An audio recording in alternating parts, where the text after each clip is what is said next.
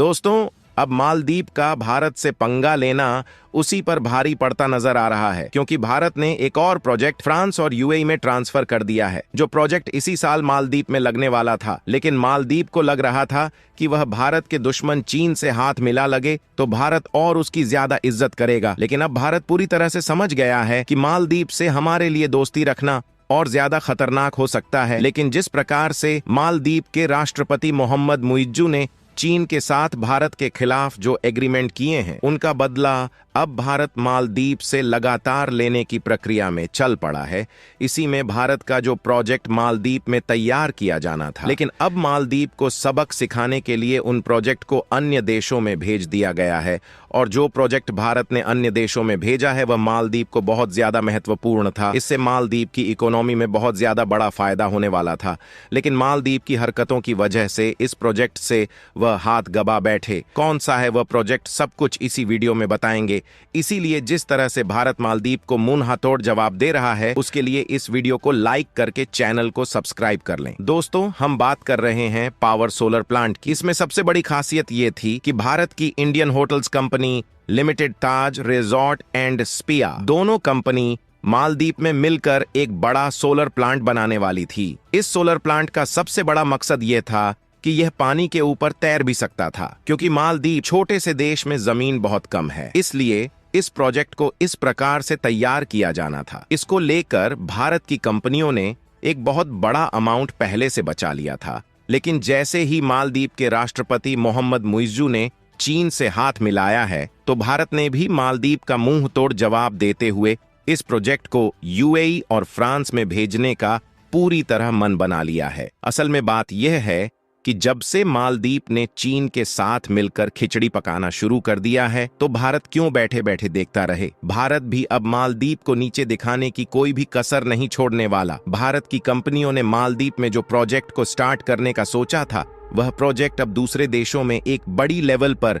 कुछ project start किए जा रहे हैं। इसी में से एक प्रोजेक्ट सोलर पार्क को लेकर है, जिसे 2024 की शुरुआत में मालदीव में भारत द्वारा स्टार्ट किया जाने वाला था। लेकिन इस प्रोजेक्ट को लगाने की विधि कुछ इस प्रकार है कि इस प्लांट में जितनी भी जमीन खर्च होती है उसे बचाया जा सके। इसीलिए इस प्रोजेक्ट को पानी पर इस तरह से फिट करना था कि वह पानी के ऊपर तैर सके, ताकि मालदीव की ज्यादा जमीन इस प्लांट में खर्च ना हो। इससे मालदीव के पॉल्यूशन को भी घटाया जा सकता था। लेकिन मालदीव में इलेक्ट्रिसिटी देने के लिए डीजल के इंजन का इस्तेमाल किया जाता है, जिससे मालदीव का पॉल्यूशन तेजी से बढ़ रहा है। अगर भारत की कंपनियों का यह प्रोजेक्ट मालदीव में लगता, तो यह प्रत्येक वर्ष 11,000 टन बिजली को काम किया जा सकता है। साथ ही इससे 40,000 लीटर तेल को प्रत्येक वर्ष काम किया जा सकता है।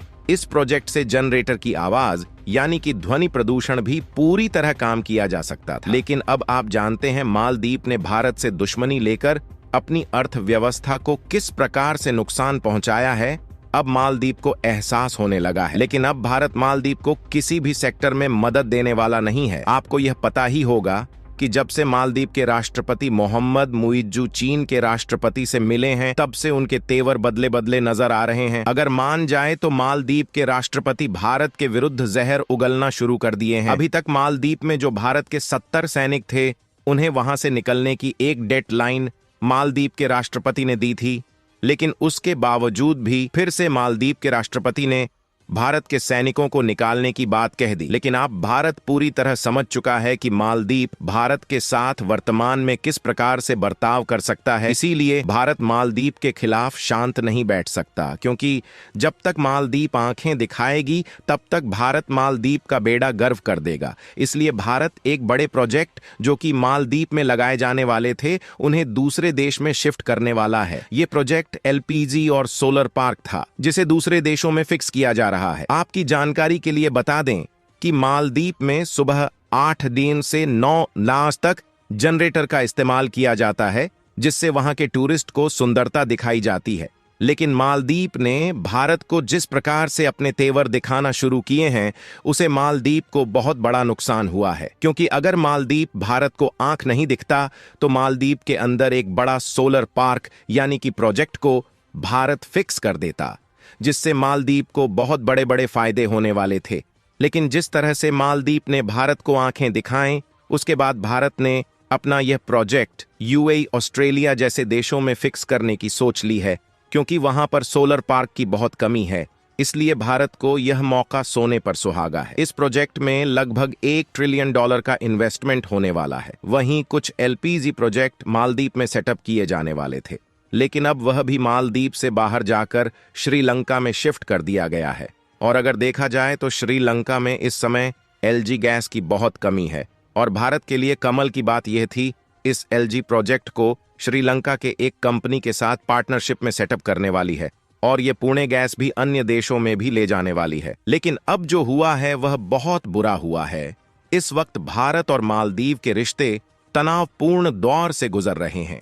राष्ट्रपति मोहम्मद मुइज्जू का पूरा चुनाव प्रचार भारत विरोधी था, और राष्ट्रपति बनते ही उन्होंने चीन के लिए अपना झुकाव स्पष्ट कर दिया है। चीन परस्त राष्ट्रपति ने अपने ही देश के 14 साल के ब्रेन ट्यूमर से पीड़ित किशोर को भारत को डोर्नियर विमान के इस्तेमाल की इजाजत नहीं दी। आरोप है कि सही इलाज नहीं मिलने की वजह से किशोर को अचानक स्ट्रोक आ गए और इसमें उसकी मौत हो गई। इस घटना के बाद से खुद अपने देश में राष्ट्रपति निशाने पर आ गए हैं। इससे पहले भी मालदीव के मंत्रियों के भारत विरोधी बयानों की आलोचना हुई थी, और खुद विपक्षी पार्टी ने उन बयानों को शर्मनाक करार दिया था। मालदीव मीडिया की रिपोर्ट के हवाले से बताया कि शनिवार 20 जनवरी को मालदीव में 14 वर्षीय लड़के की मौत हो गई। आरोप है कि कथित तौर पर राष्ट्रपति मोहम्मद मुइज्जू ने उसे एयरलिफ्ट के लिए भारत के दिए डोर्नियर विमान का उपयोग करने की मंजूरी देने से इनकार कर दिया था। सोशल मीडिया पर इस घटना की काफी निंदा हो रही है, और राष्ट्रपति मुइज्जू के हठ को उस किशोर की हत्या के लिए जिम्मेदार बता रहे हैं। इस घटना की सोशल मीडिया पर काफी आलोचना हो रही है, और मालदीव के विपक्षी सांसदों ने इस घटना के लिए राष्ट्रपति को जिम्मेदार ठहराया है। मालदीव के सांसद मिकाएल नसीम ने कहा, भारत के प्रति राष्ट्रपति की दुश्मनी इतनी बढ़ गई है कि उन्हें संतुष्ट करने के लिए लोगों को अपनी जान देकर इसकी कीमत नहीं चुकानी चाहिए। परिवार का कहना है कि अगर सही समय पर एयर एम्बुलेंस की मदद मिल जाती तो शायद बच्चे को बचाया जा सकता था। ऐसा किसी को नहीं पता था कि यह राष्ट्रपति इतना गिर जाएगा। तो दोस्तों, आपको कमेंट में जरूर बताना है कि मालदीव और भारत के विवाद ऐसे ही चलते रहेंगे, जरूर बताएं। और साथ ही इस वीडियो को लाइक करके चैनल को सब्सक्राइब कर दें, और ज्यादा से ज्यादा इस वीडियो को शेयर कर दें, जिससे हर किसी को पता चल सके कि अब मालदीव का राष्ट्रपति इतना गिर चुका है कि वह अपनी जनता पर ही अत्याचार करना शुरू कर रहा है। मिलते हैं किसी ऐसी नेक्स्ट वीडियो में, तब तक जय हिंद, जय भारत।